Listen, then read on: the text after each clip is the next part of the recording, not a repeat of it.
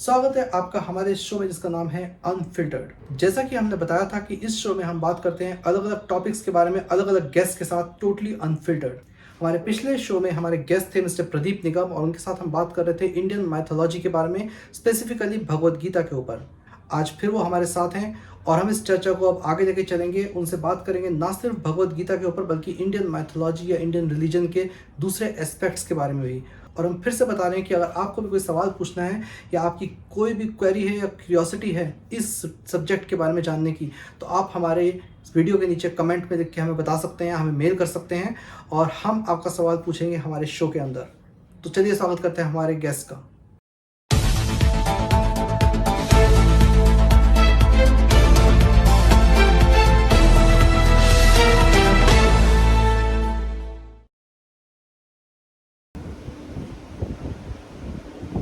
तो स्वागत है फिर से हमारे शो में और हम वहीं से शुरू करेंगे जहां पिछली बार हम लोगों ने छोड़ा था। एक क्वेश्चन था जो मैंने पूछा था आपसे कि कृष्ण ने महाभारत में काफ़ी छल का इस्तेमाल किया है, काफ़ी लोगों को, पांडवों को जिताने के लिए महाभारत के युद्ध में छल से जरासंध हो गया या फिर भीष्म हो गए, द्रोणाचार्य हो गए, कर्ण, दुर्योधन, सबको मतलब धोखे से छल से मरवाया था। तो पहली बात तो यही पूछनी थी कि कहाँ तक इसको जस्टिफाई कर सकते हैं कि किसी को अगर छल से मरवाया जाए कि मतलब उसके लिए। तो वो क्वेश्चन हमारा पूरी तरह से डिटेल में नहीं किया था, तो उसको हम दोबारा से यहाँ पर लेके आएंगे।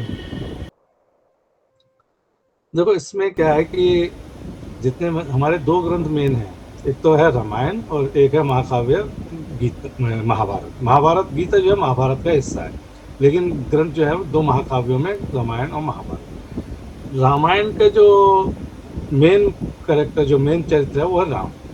और महाभारत में तो बहुत सारे हैं, लेकिन जिसको हम कृष्ण को मेन मान के चलते हैं, क्योंकि भगवान कृष्ण ने अवतार लिया था, उनको मेन मान के चलते हैं। राम को समझना बहुत आसान है और कृष्ण को समझना बहुत मुश्किल है।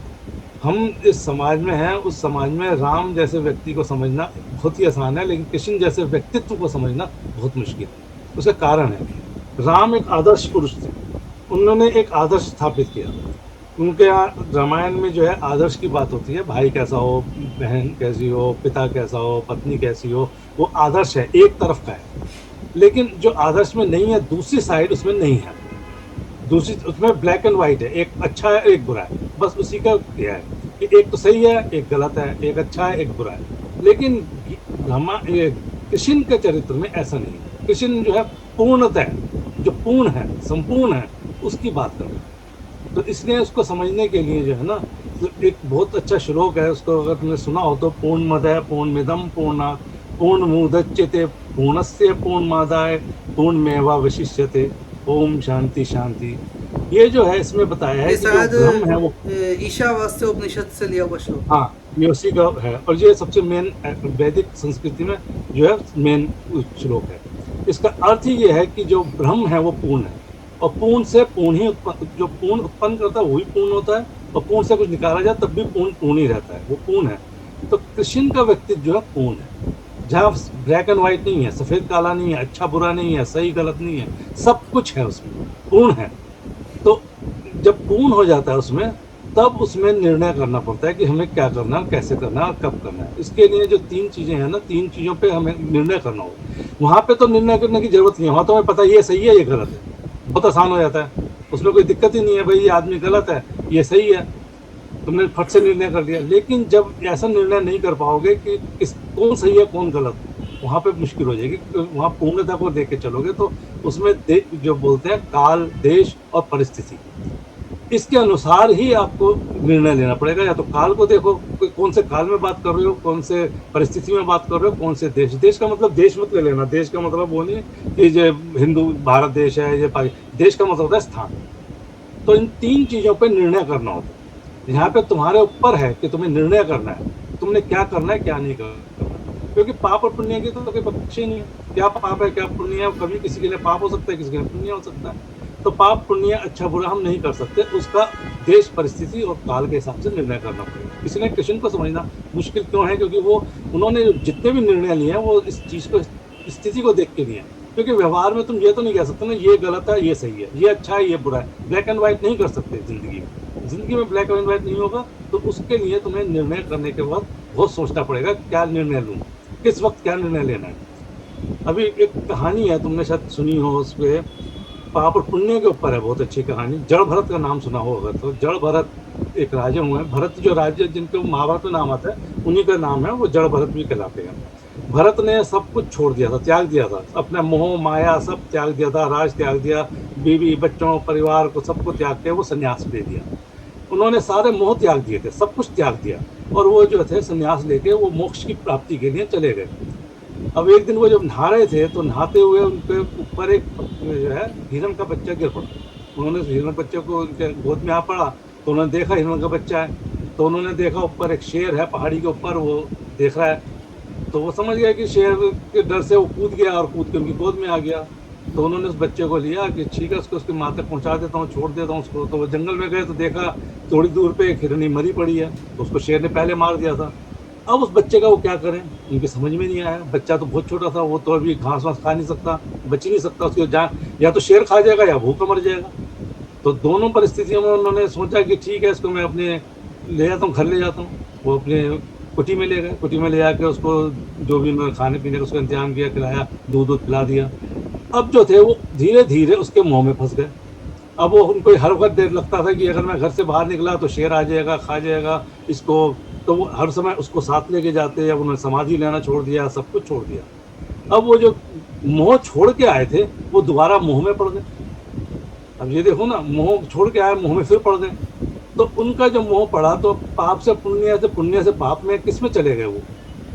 तो फिर उनका जो उनकी मृत्यु के बाद उनका जन्म हुआ वो हिरण के रूप में जन्म हुआ, क्योंकि उन्होंने जो मोह था वो हिरण से बन गया, तो वो हिरण ही पैदा हुए अगले जन्म में, है ना। तो अब इसमें बड़ा मुश्किल होता है फैसला करना कि वो क्या उस हिरण के बच्चे को छोड़ देते या हिरण के बच्चे को बचाते, या हिरण के बच्चे को वहीं छोड़ देते शेर को खाने के लिए, क्या करते। निर्णय उनको करना था, उन्होंने निर्णय किया। अब जो निर्णय था उसी निर्णय के हिसाब से उनको फल मिल गया, उनका जन्म ही उसमें हो गया। तो अब ये बताओ उनका निर्णय गलत था क्या? शेर बकरी के बच्चे को बचाना, हिरण के बच्चे को बचाना गलत था? अगर संसारिक रूप से देखो गलत नहीं है, लेकिन अगर मोक्ष के रूप में देखो तो फिर गलत हो गया। वो मुंह में फंस गए, वो उसके मुंह में आ गए, क्योंकि उस हिरण के बच्चे को तो मरना ही था, कभी तो मरेगा ही वो। शेर खाता कुछ खाता, प्रकृति जीव है, जो प्रकृति में हो रहा है, नियम है प्रकृति के, वो चल रहे हैं उसमें चलेगा वो, लेकिन वो खुद मुंह में पड़ गए ना उसके। तो इसलिए इसका बड़ा मुश्किल होता है निर्णय करना। एक और कहानी है जो मैंने अपने नॉवल में लिखी है। एक राजा शिकार करने तो नहीं जाता था, क्योंकि वो पशुओं से प्रेम करता था, लेकिन विहार करने जाता था। वन विहार करने गया तो उसने देखा कि एक शेर जो है उसने उस हिरण के बच्चे को पकड़ रखा है। तो उन्होंने अपने सिपाहियों को बोला इसे छुड़ा दो बच्चे को, लेकिन शेर को मत मारना, इसको डरा के भगा दो। तो सिपाहियों ने शेर को डरा के भगा दिया और बच्चे को बचा लिया, बच्चा बच गया। कुछ दिनों बाद जब राजा फिर से जंगल में गया तो उसने देखा एक शेर मरा हुआ है। तो उन्होंने सिपाहियों से पूछा इसको किसने मारा, हमारे यहाँ तो ये मारना ठीक नहीं है, किसने मारा इस शेर को? तो उसने कहा इसको तो आपने मारा है। उसने कहा मैंने कब मारा शेर, मैं तो शिकार करता नहीं हूँ। उसने कहा उस दिन जब आपने उसके मुंह से हिरण का बच्चा छुड़वाया था, ये शेर बूढ़ा है, ये शिकार नहीं कर सकता, इसने किसी बड़े जानवर का शिकार ना करके इसके शिकार में बच्चा आ गया, इसने उसका शिकार कर लिया, लेकिन आपने उसके मुंह से उसका भोजन छीन लिया और वो मर गया, उसकी मौत हो गई। तो अब ये क्या उसका पाप लगा या पुण्य हुआ? हिरण को बचाया तो हिरण के लिए तो पुण्य हो गया, लेकिन शेर के मुंह से भोजन छीना वो पाप नहीं हो गया? शेर की मृत्यु हो गई क्योंकि उसको भोजन नहीं मिला।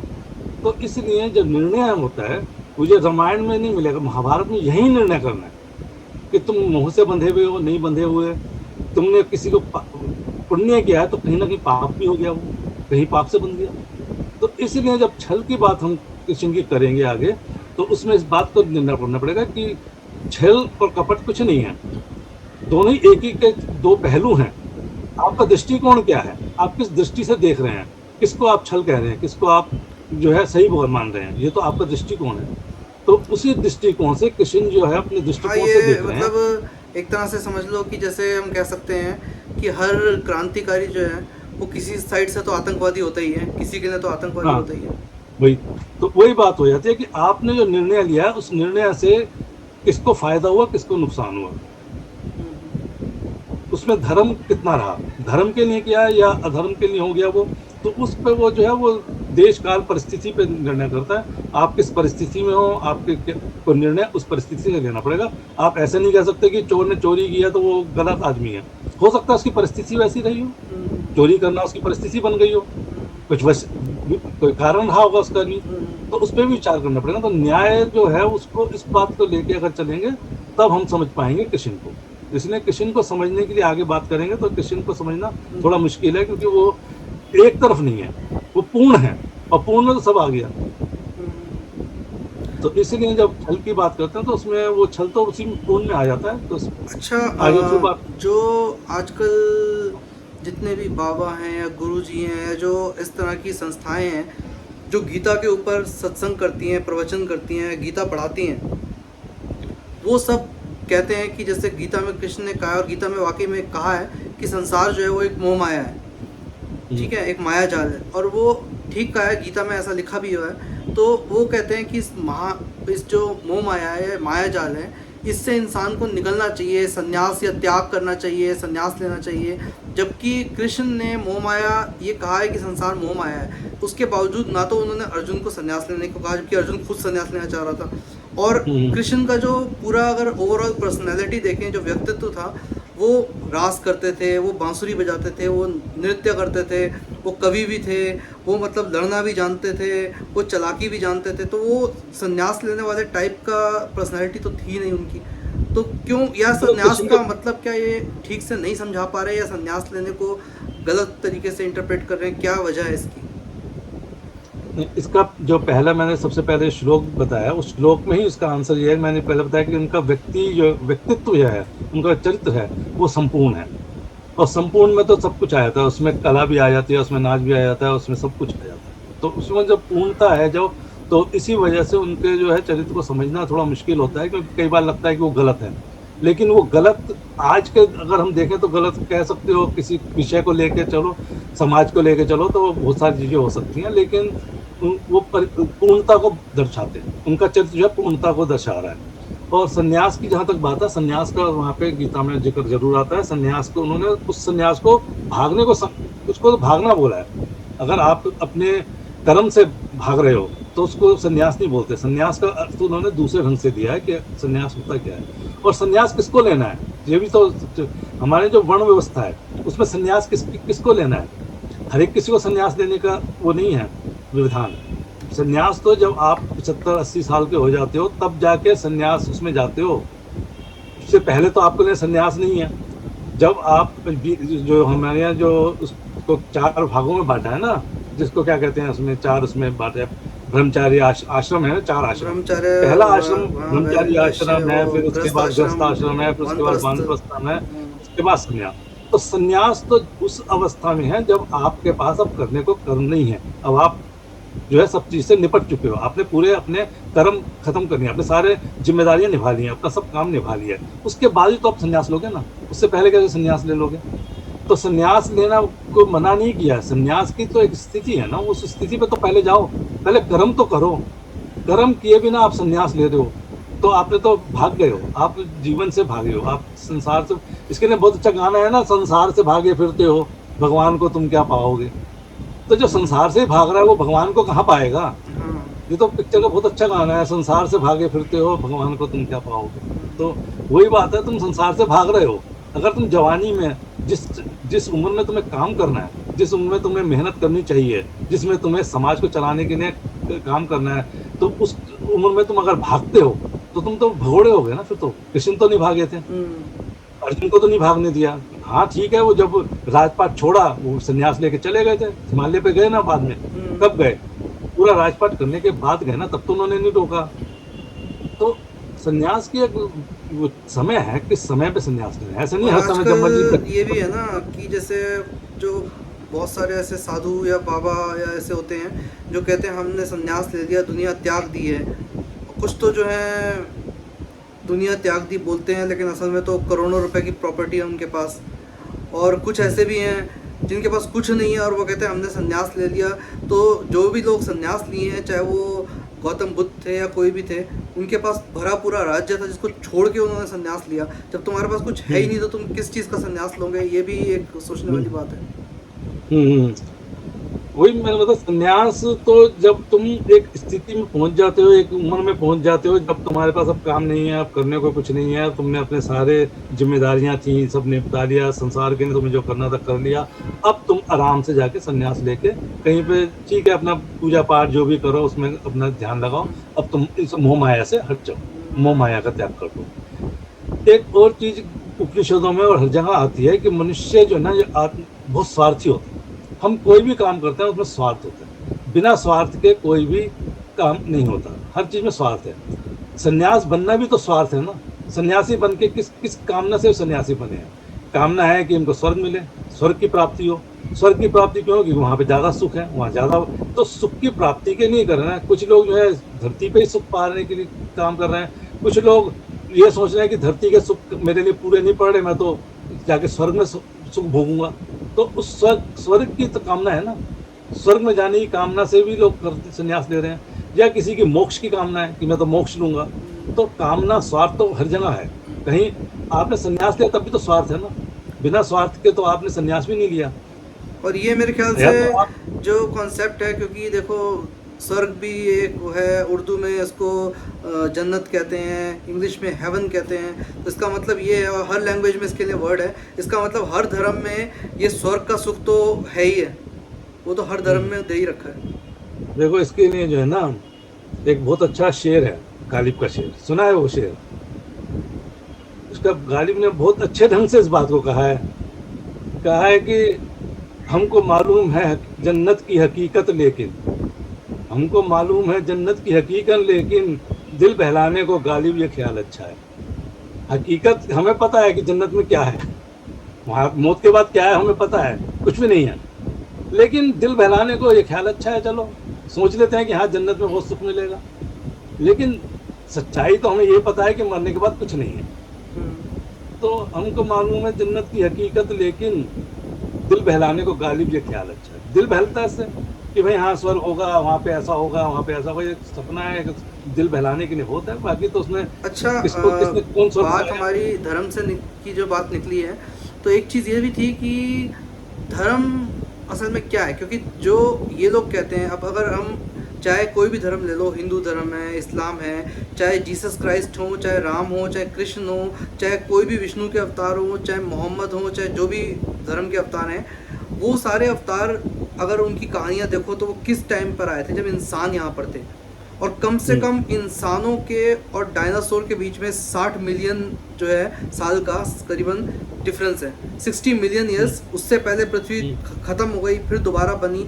तो जिसको ये आज धर्म कह रहे हैं, अगर उसको धर्म माना जाए तो वो धर्म तो उस समय था ही नहीं। एक्चुअल में धर्म की डेफिनेशन क्या होगी? देखो धर्म के लिए बहुत सारी वो हैं, हर एक ग्रंथ में अलग अलग कुछ बताया, लेकिन जो धर्म संस्कृत से शब्द है धार्य। धार्य का मतलब होता है धारण करना। तो जितने भी पदार्थ हैं, पदार्थों को वैसे 9 पदार्थ माने गए हैं। 9 पदार्थों में सारे जितने भी हैं उनको 9 में बांटा गया पदार्थों को। तो पदार्थ जो हैं उन सब में धर्म होता है जो धार्य करते हैं। हर पदार्थ अपना एक गुण, अपना एक वो धर्म, जिसको धर्म बोलते हैं हम, वो गुण होता है उसमें, उस गुण को ही धर्म बोला गया, तो जिसको उन्होंने धारण कर रखा है। पानी का धर्म क्या है? बहना। वायु का धर्म है बहना। पृथ्वी का धर्म है सूर्य के चारों ओर घूमना। सब अपना अपना धर्म निभा रहे हैं, अपने अपने गुण हैं सबके। अगर उसका गुण हटा दो तो उसका वो खत्म हो जाएगा, वो वस्तु खत्म हो जाएगी, पदार्थ खत्म हो जाएगा। उसका वो पदार्थ तब तक ही वो पदार्थ है जब तक उसमें गुण है। गुण के हटते तो वो खत्म हो जाएगा ना, उसका खत्म नहीं हो गया। तो इसलिए उसको धर्म माना गया है। तो धर्म 2 तरह से माना गया है कि एक तो ये होता है प्राकृतिक, जो जन्म से है, जिसमें हर चीज का है, जितने भी बने हैं सृष्टि का जो भी है उस सबका अपना धर्म है। और एक दूसरा होता है सांस्कारिक। सांस्कारिक होता है जो हम ग्रहण कर लेते हैं सोसाइटी से, माँ बाप से, परिवार से, उनको हम ग्रहण करते हैं। वो पढ़ने के बाद आता है, शिक्षा के बाद आता है, सीखने के बाद आता है कि हमने ऐसा काम करना है, ये नहीं करना। और एक है प्रकृति। 2 है। प्रकृति वाले को तो तुम बदल नहीं सकते। आप जो है लोहे को पानी तो नहीं बना सकते ना, लोहा तो लोहा ही रहेगा, जो जिसका धर्म है उसमें रहेगा। एक इसमें है ना, जैसे बोलो कि गाय गाय क्यों है, उसमें गायत्व है, गोतु बोलते हैं उसको। गोतु क्या है कि उसका गुण है गोतु। गाय में गोतु का गुण है। अगर गोतु का गुण हटा दो तो गाय नहीं रहेगी। मनुष्य का मनुष्य क्यों है? उसमें मनुष्यत्व गुण है, मनुष्यत्व गुण है तो इसलिए वो मनुष्य है, मनुष्यत्व गुण हट जाएगा तो मनुष्य मनुष्य नहीं रहेगा। तो जिस भी पदार्थ में गुण होता है उस गुण जो है वो गुणी में रहता है, गुणी क्या है वो पदार्थ है, तो उसको हटाने से उसको धर्म माना है, मेन तो वो है धर्म। अब आते हैं इस धर्म पे कि जैसे हम कहते हैं हिंदू धर्म है या इस्लाम धर्म है, ये संस्कारिक है। ये संस्कारिक क्या है कि हमने एक शिक्षा ली, अपने बुजुर्गों से, अपने परिवार से, किससे सीखा, एक पूजा पद्धति को सीखा, उसको धारण कर लिया हमने। ये जो है ना, ये एक्वायर्ड, जिसको हमने बाहर से एक्वायर किया है, अपने अंदर धारण किया अच्छा, है। ये जो धर्म है, जो इसको आप आज धर्म कहते हैं, इस धर्म को अगर एक्चुअली देखा जाए तो ये क्या है, बेसिकली एक सोसाइटी है जिसके अपने रूल्स हैं, कम्युनिटी है। तो इस जो ये धर्म है, इसका सबसे पहले कॉन्सेप्ट कहाँ से आया? क्योंकि जहाँ तक मुझे पता है कि हमारे वेदों में या हमारे कल्चर में इस टाइप का धर्म वाला कॉन्सेप्ट तो कभी नहीं था शायद। हाँ, धर्म, वही मैंने बोला कि धर्म का मतलब होता है धारण करना। धारण करने का तो धर्म के ऊपर बहुत सारी बातें हैं, धर्म पे कही जा सकती हैं। जैसे तुमने एक रामायण का वो चौपाई उठाई थी, उस चौपाई को अगर हम फिर से एक बार जाएं, उस पर बात करें, जो तुलसीदास की एक चौपाई है रामायण की, जिसमें मैंने बताया था समुद्र उस आके वो बोलता है। तो समुद्र जब आके उनको बोलता है, श्रुत पशु नाग वाला जो उसमें है, उससे पहले उसका एक और भी है, उसका है, जब राम उसको जब 3 दिन हो जाते हैं और वो समुद्र रास्ता नहीं देता, तब वो उसको कहते हैं कि मैं इसको अब सुखा देता हूँ, इसको 3 दिन हो गए, भय बिन होए न प्रीत। जब वो राम ये बोलते हैं तो उसके लिए चौपाई है, बिना न मानत जल्दी जड़ गए 3 दिन बीत, बोले राम सबको से भय बिन होए न प्रीत। तो भय के बिना प्रीत नहीं होती, कह के राम जब बाण उठाते हैं तब वो समुद्र आता है। समुद्र जब आके उनको बोलता है तो समुद्र बोलता है, जही विधि नाथ होई ही तुमोरा, करो सो विनय संग चोरा, जल्दी धर्म न गही पगु पानी, रघुपति विनय भाति बखानी। तो जल्दी धर्म न गहु पगु पानी, ये जो है ना कि मेरा जल्दी, जल्दी मतलब समुद्र, समुद्र का धर्म क्या है? समुद्र का धर्म मैं निभा रहा हूँ। समुद्र के धर्म में मैं रास्ता नहीं दे सकता, पैर रखने को जगह नहीं बना सकता। तो आप खुद ही कह रहे हो कि मैं जगह बनाऊं, तो धर्म तो मेरा अपना धर्म निभा रहा हूँ, आपका बनाया हुआ है। अब आप ही बताइए कि मैं क्या करूँ? आप ही ईश्वर तो आप हैं। अब आपने मेरे को ये धर्म दिया है और मैं उस धर्म को निभा रहा हूँ। तो ये धर्म तो पानी, समुद्र का रास्ता तो दे नहीं सकता ना। पानी को कैसे बीच में काट के अलग अलग कर दे और बीच में रास्ता दे दे, उसका धर्म ही नहीं है, वो कट ही नहीं सकता पानी बीच में से। तो वो जो बोलता है कि जल्दी धर्म न गहु पगु पानी, मैं उसमें पग रखने के लिए आपको पानी में जगह नहीं दे सकता, ये मेरा धर्म ही नहीं है। अब आप जो रघुपति विनय भाति बखानी, ये कहने का बोलता है आप करो, जो भी करना हो आप ही करो, जैसे भी आप चाहो तो मेरे को सिखा दो, आप चाहो तो उस पर पग बना लो, ये धर्म तो आपने दिया और मैं उसको निभा रहा हूँ। तो इसलिए वो जो धर्म की जो फैक्ट है ना, वो यहाँ पे बहुत अच्छी क्लियर बताई गई है। उसमें बताया गया है कि हर वस्तु का उसका धर्म है, वो भी समुद्र भी अपना धर्म निभा रहा था। तो जो अब धर्म की बात आई कि धर्म कैसे, हमने शुरू में बात की कि धर्म धारण करना, बाहर से हमने धारण किया। जो पुराने धर्म है जिनको हम मानते हैं, हिंदू या जो यहूदी है या पारसी है, ये धर्म नहीं है। ये जिसको हम कह सकते हैं एक संस्कृति है, एक इसको जो बोल सकते हैं सिविलाइजेशन है। जो लोग जहाँ रहते हैं उसी तरह से वो उनकी एक वो बनी हुई है। अब आप यहूदी तो नहीं बन सकते, आप पारसी तो नहीं बन सकते, ऐसे हिंदू भी नहीं बन सकते थे। आजकल लोग बनाने लगे हैं लेकिन वो गलत है, हिंदू नहीं बन सकते।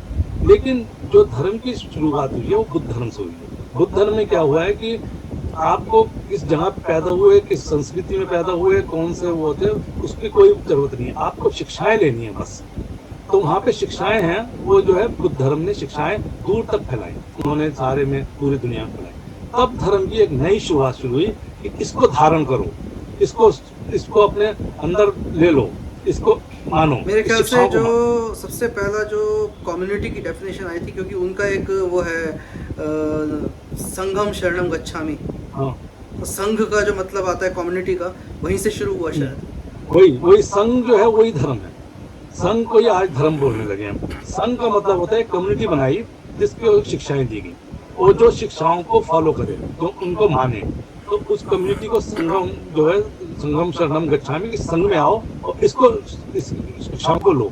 इसके बाद दूसरा धर्म आया क्रिश्चियन, उन्होंने भी उसी आधार पे, जैसे जो बुद्ध धर्म चला उसी हिसाब से उन्होंने अपने को सारे में फैलाया। फिर इस्लाम आया, उन्होंने भी फैलाया। उनमें कोई वो नहीं है कि एक इलाके में था वहीं पे रह गया, जबकि बाकी धर्म वहीं अपने इलाके अपने लोगों में है, वो आगे नहीं बढ़े। पारसी है, वो पारसी बदल नहीं सकते आप, पारसी एक जाति हो गई है, पारसी वो लोग हैं। आप पारसी तो नहीं बन सकते, आप यहूदी नहीं बन सकते, ऐसे हिंदू नहीं बन सकते, लेकिन आप बुद्ध बन सकते हो, बुद्धिस्ट बन सकते हो, क्रिश्चियन बन सकते हो, इस्लामिक बन सकते हो। लेकिन आजकल जो हिंदू बना रहे हैं बाहर के विदेशियों को, वो गलत है। क्योंकि हिंदू कैसे बन सकता है? हिंदू की एक सभ्यता है, उस सभ्यता में आप कैसे ले आओगे उनको? एक पर रेस है हिंदू हिंदू। शब्द भी जो है वो कोई उससे नहीं लिया गया, किसी धर्म से, ग्रंथ में तो है नहीं कहीं हिंदू। हाँ, वो तो वही मैं बोला, वो तो संस्कृति है, वो एक सभ्यता है। वो हिंदू तो सभ्यता बल्कि की है इंडस। हिंदू वर्ड मेरे ख्याल से तो खुद ही पर्शियन वर्ड है, क्योंकि जब मुगल्स आए थे उन्होंने ही हिंद बोलना शुरू कर दिया सिंध को, तो हिंद वर्ड तो पहले भी इसका जो है ना, इसका काफी बहुत पहले से इसका नाम है। इंडस और हिंदू काफी पुराने से, मुगलों के तख्तों से पहले से ही हिंदू और वो आ गया था शब्द तो। क्योंकि पहले लेकिन तो आया सिंधु घाटी सभ्यता बोलते थे ना, क्योंकि सिंध हाँ सिंधु जैसे बोलते, हिंद से है सिंधु पहले, फिर बोलने लग गए, पहले तो सिंध से है बोलते थे ना, सिंध। हाँ, तो उससे पहले मुगलों से पहले भी जो अरब वगैरह के लोग आए थे, वो सिंधु बोलने के बजाय हिंदू बोलते थे। अच्छा अच्छा। उनके में नहीं था, हिंदू बोलते थे। और जो ग्रीक लोग आए, ग्रीक ने इंडस बोलना शुरू किया, इंडस। सिंधु को इंडस इंडस बोला उन्होंने। तो जो इंडस वर्ड है वो भी अंग्रेजों का दिया हुआ नहीं है, वो ग्रीकों के टाइम में ही इंडस वर्ड आ चुका था। तो बहुत पुराने हैं ये वर्ड, ये दोनों ही शब्द पुराने हैं, अंग्रेजों से लेकिन दोनों पहले तो शब्द पोर्चुगीज और ये लोग आए थे ना पहले, तो उससे पहले तो सबसे पहले तो आक्रमण जो हुआ है यूरोप से, वो ग्रीक का ही हुआ ना, अलेक्जेंडर का, जिसको सिकंदर बोलते हैं। अलेक्जेंडर का सबसे पहला हुआ है। और अलेक्जेंडर के बाद जो है, एक जो अलेक्जेंडर से संधि हो गई थी, संधि होने के बाद अफगानिस्तान में वो लोग बस गए, अफगानिस्तान के अंदर आया। वहाँ पे फिर जो है, जो किताबें वगैरह भी लिखी गई, इतिहास की लिखी गई, उसमें इसको इंडस बोला गया, है ना। तो वहाँ के जो राजा थे, उनका वो भी बुद्धिस्ट हो गए थे बाद में, उनका भी बुद्ध धर्म में कन्वर्जन हुआ है। और उस कहानी बहुत अच्छी कहानी है, वो कभी किसी और विषय पे आएगी तो वो कहानी भी कर सकते हैं। वो बुद्ध धर्म की कहानी बहुत अच्छी कहानी है कि वो कन्वर्ट हुआ बुद्ध धर्म में। और जो हिंदुइज्म में माना जाता है, जैसे कि जो मंदिर हैं, अब मूर्ति पे पूजा करते हैं, मूर्तियाँ लगा के मंदिर में, क्योंकि जहाँ तक जानते हैं लोग कि हिंदू धर्म में मूर्ति पूजा तो अलाउड नहीं है, मतलब वो सही नहीं मानी गई है। और मूर्ति मंदिर का कॉन्सेप्ट भी, यहाँ तक कि जो पहले के टाइम में ऋषि मुनि ये लोग को देखेंगे तो उनके कपड़े सफ़ेद दिखाए गए हैं, ना कि भगवा दिखाए, जिसको हिंदू का रंग बोलने लगे हैं लोग। तो उसमें भी थोड़ा सा डाउट है कि ये देखो, पहले जो पूजा पद्धति थी वो यज्ञ यज्ञ होते थे। यज्ञ होते थे तो वो खुले में होते थे, उसके लिए कोई बड़े बिल वो बनाए नहीं जाते थे। उसके लिए जो है वो खुले में जो ऊपर एक वो बनाया जाता था, छत डाली जाती थी ताकि बारिश वारिश उससे बचने के लिए छत डाली जाती, बाकी छत खुला होता था। यज्ञशालाएं बनती थी, यज्ञशालाओं में यज्ञ होते थे। और वही इसी का वर्णन मिलेगा जहाँ भी, जिसमें भी देखोगे यज्ञ करने का ही वर्णन मिलेगा। मंदिर में पूजा और उसका वो वर्णन नहीं मिलेगा। पूजा शब्द भी, कुछ लोगों का मानना है कि पूजा शब्द भी हिंदी संस्कृत का नहीं है, ये बाद में जोड़ा गया है। पूजा नहीं था, यज्ञ बोला जाता था, यज्ञ। इसलिए जब भी पुराने ग्रंथ पढ़ोगे उसमें यज्ञ की बात आएगी, वेदों में जितनी भी आएगी यज्ञ की बात आएगी, उसमें पूजा की बात नहीं आती। मूर्ति पूजा की शुरुआत जो हुई है, वो मूर्ति बनाने का भी जो शुरुआत हुई है ना, वो बुद्ध धर्म से हुई है। बुद्ध धर्म के समय में मूर्तियां बनानी शुरू हुई बुद्ध की, जिसको हम गंधर्व आर्ट भी बोलते हैं। गंधर्व जो कला है ना, गंधर्व कला क्या हुआ कि भारतीय कला जो थी उसके साथ जो ग्रीक आर्ट है, दोनों मिक्स होने के बाद जो मूर्तियां बनी, उनको वो बोलते हैं। उसका सेंटर मथुरा हुआ करता था। मथुरा बहुत बड़ा सेंटर था मूर्ति बनाने का, और ज्यादातर मूर्तियां बुद्ध की बनती थी। तो उसके बाद हिंदुओं ने भी मूर्तियां बनानी शुरू कर दी, उसके बाद से मूर्ति पूजा का शुरुआत हुई है। हाँ, अगर पुराने में जाओगे, बहुत पुराने में जाओगे, तो लिंग की बात आती है, शिवलिंग की। अब शिवलिंग की जो है बात आती है, लिंग का मतलब होता है प्रतीक। किसी को आपने प्रतीक के रूप में माना तो लिंग बोला जाता है। तो शिव को प्रतीक, एक पत्थर, काले पत्थर को एक लिंग के रूप में मान के, शिव मान के उसकी पूजा के वर्णन थोड़ा बहुत आता है रामायण महाभारत में। तो शिवलिंग की पूजा का वर्णन आता है, लेकिन मूर्ति का नहीं आता। तो लिंग का आता है, लिंग का मतलब प्रतीक। कोई भी, अब अपने ध्यान को लगाने के लिए आप किसी चीज को सामने रख लिया, किसी पत्थर को ही रख लिया, किसी चीज को रख लिया और उस पर ध्यान लगाया पूरी तरह से पूजा करने के लिए, तो उसका तो वर्णन है। लेकिन मूर्ति पूजा का इस तरह कोई वर्णन ज्यादा नहीं मिलता। मूर्ति पूजा तो बुद्ध धर्म के बाद ही शुरू हुई है। और जो आज तुम जो तस्वीरें देखते हो, तस्वीरों को तो अभी 100-125 साल ही हुए हैं इतिहास। ये तो तस्वीरें बननी, जो भगवान की तस्वीरें बननी शुरू हुई हैं, ये बहुत पुराना नहीं है। ये तस्वीरें करीब 100 साल हुए होंगे, ज्यादा, इससे ज्यादा नहीं हुआ। इसके बनाने वाला था सबसे पहले राजा, क्या नाम है उनका, रवि वर्मा। राजा रवि वर्मा हुए हैं, जो चित्रकार थे बहुत बड़े। जितनी पुराने भगवानों के चित्र मिलेंगे वो सब रवि वर्मा के बनाए हुए। तो रवि वर्मा ने ये चित्र बनाए भगवानों के, इन्हीं चित्रों से चित्रों की पूजा शुरू हो गई और घरों में चित्र आ गए और फिर ये चित्र लगाने लगे घरों मंदिरों में सब। ये रवि वर्मा से शुरुआत हुई है। रवि वर्मा ने पहला चित्र बनाया भगवान का। उससे पहले चित्र नहीं होते। पहले तो वो गांव में जो तुमने देखा होगा गांव की दीवारों पे वो लकीरें खींच के इस तरह से बना लिया करते थे, एक प्रतीक के रूप में बना लिया करते थे। उसमें कोई आर्ट नहीं होता था, एक साधारण सा वो बना के उसकी पूजा कर लिया करते थे। कुछ की लकीरें खींची, कोई गोल सा मुंह बना दिया, कोई बना दिया, कर लिया, तो वो सब तो होता था। चाइनीज लेकिन जो स्क्रिप्ट है, चाइनीज स्क्रिप्ट भी तो ऐसे ही इवॉल्व हुई है। पहले तो वो कुछ हाँ। पिक्चर ही बनाते थे, उसी से वो कैरेक्टर बने सारे। हाँ, उसी से करेक्टर बने। वो तो करेक्टर सारे ऐसे बने वो, क्योंकि इनका वो इसके जैसे हमारे शब्द बना लिए और हमने वर्णमाला बनाई, वो उनमें वर्णमाला नहीं थी, उन्होंने करेक्टर को ही आप बना लिया, उन्हीं को शुरू कर दिया। तो इसलिए उसमें शब्द वो नहीं है, वर्णमाला टाइप में अल्फाबेट्स नहीं है उसमें कोई। आपको रटना ही पड़ेगा उसको, उसके चित्र है उसी को रटना पड़ेगा, किसको क्या बोलना है, बस कोई अल्फाबेट नहीं है। चलिए, बहुत बहुत शुक्रिया इस शो में आने के लिए आज। और अगले शो में हम लोग थोड़ा सा और रिलीजन के ऊपर बात करते करते फिर इंडिया की थोड़ी सी हिस्ट्री की तरफ चलेंगे, मुग़ल हिस्ट्री के बारे में, और फिर उससे जोड़ेंगे कि क्या उस समय से जब उनकी हिस्ट्री, जब वो इंडिया आए उसके बाद से क्या हिंदू मुस्लिम होना शुरू हुआ, क्या उस समय का जो धर्म का कॉन्सेप्ट था वो क्या था, आज जो लोग सोचते हैं वो क्या है, थोड़ा सा हम उसके ऊपर फिर बात करेंगे आगे। तो अगले एपिसोड में इसको हम कंटिन्यू करेंगे। ठीक है।